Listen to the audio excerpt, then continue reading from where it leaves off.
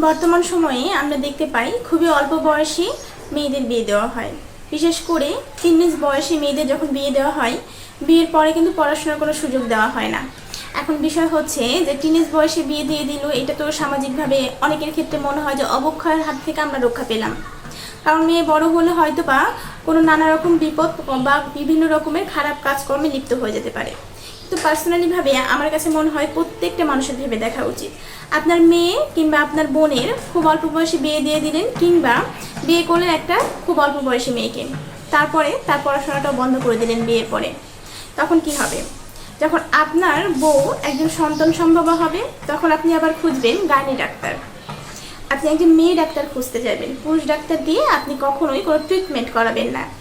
কিন্তু ওই যে সমাজের প্রথমেই গোড়াতেই যেয়ে দেখালেন যে অল্প বয়সে মেয়েটার বিয়ে দিয়ে দিলেন, বিয়ের পরে কোনো পড়াশোনা করালেন না, তাহলে আপনি কোথায় থেকে গাইনি ডাক্তারগুলো পাবেন? সো এক্ষেত্রে আমার মনে হয় প্রতিটা মেয়েকে একটু সুযোগ দেওয়া দরকার, প্রতিটা মেয়ের পাশে থেকে সেই সব মেয়েগুলোকে একটু হেল্প করা দরকার আমাদের আগামী ভবিষ্যতের জন্য।